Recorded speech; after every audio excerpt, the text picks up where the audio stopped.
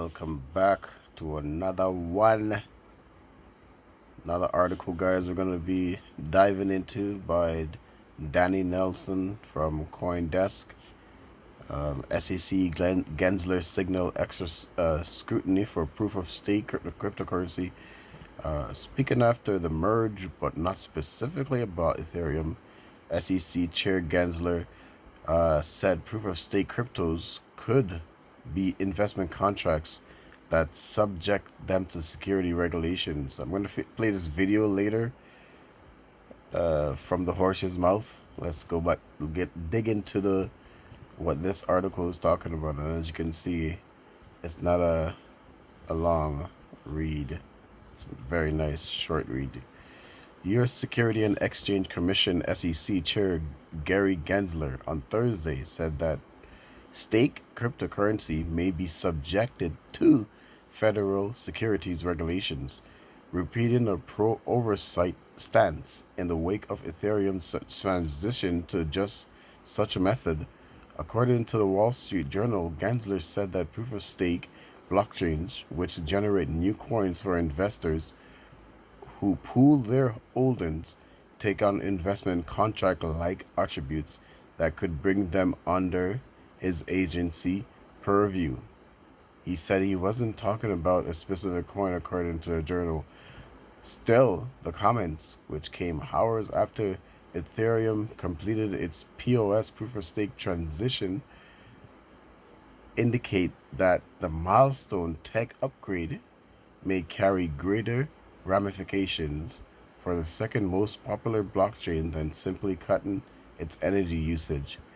As a proof-of-work chain, its native Ether token was one of the only two cryptos, the other being Bitcoin, clearly defined as commodities by federal regulations. That's because they can't control it. That's why they define it that way. The fact that they can control Ethereum, because Ethereum is so large, that's why they're going after. But Gary Gensler is trying to level the playing field. Let's listen to what the horse have to say. There's 6 companies that are actually registered under the... Let's rerun this baby. Started from scratch. I mean, decentralization and centralization occurs on a continuum, really, I think. And you've acknowledged that there are tokens, plural, that are not securities. I think it's because of this centralization that you come to this conclusion. And my point is, it is not reasonable to fail to provide clarity, to provide the definition of exactly where on this continuum you have a sufficient common enterprise that it qualifies as a security and where you don't. You've said Bitcoin doesn't. Some of your colleagues have said Ethereum doesn't.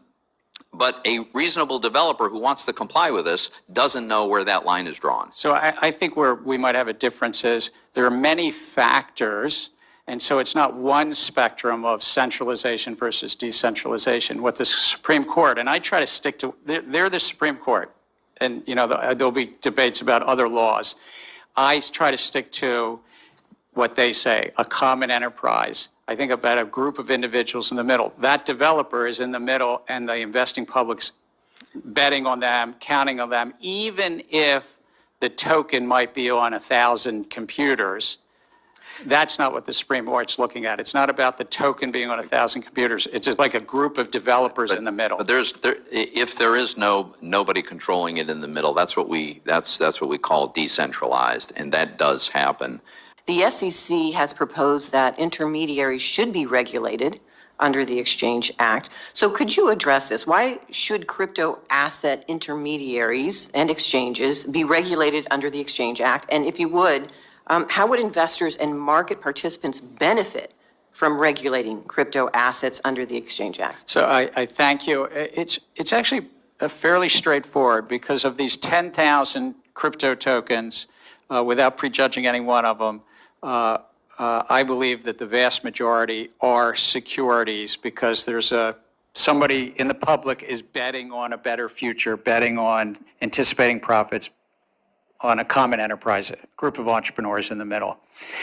And then given that, these intermediaries that often have 50 or 500 tokens or 150 tokens, they're going to have a bunch of securities on that platform. How does it benefit the public? It's the time-tested protections that these crypto exchanges, we protect against front running and manipulation, and there's transparency.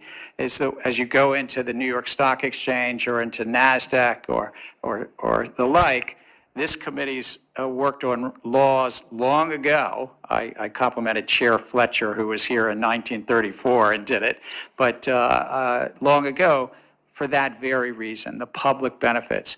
Right now, frankly, there's a fair amount of non-compliance. And so we're going to continue to try to work with the intermediaries, get them inside and regulated. If need be, use our toolkit, our regulatory toolkit to adjust and facilitate, because there are some differences, as Senator Toomey and I talked about earlier. Well, Mr. Chairman, you keep telling crypto entrepreneurs and the companies to come in and to register. Has anyone actually tried to do that? To answer your question, there's 6 companies that are actually registered under the disclosure regimes. I would say this. Not liking the answer from the SEC doesn't mean there isn't guidance, just with all fairness. And most of these tokens, the vast majority, are securities, and thus the intermediaries are likely to be in non-compliance with securities laws right now. So we're really trying to work with them. We're talking to a wide swath of these organizations right now to get them properly registered, to get them inside the remit. And this is what we do. With all respect to Mr. Levine, we've been pretty clear. My predecessor, Chair Clayton, was through commission actions and in his public voice in front of this committee and others about this matter. And we're going to continue to protect the public as best we can.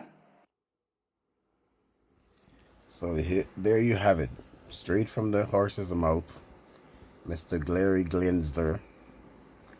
I really messed up that name, but I don't care. Straight from his house. Apparently, all cryptos are securities if the retail investors are looking to make a profit off of it. I don't understand that statement. What's the difference between crypto and stock? When I buy a stock, am I not looking to profit off of it? Doesn't that make a stock a security? Or it's not a security anymore because they fall within the regulatory requirements of the SEC to even be able to trade on a regulated exchange. Oh man, this is all crap. Anyway, it's not for me to say. My job is just to read.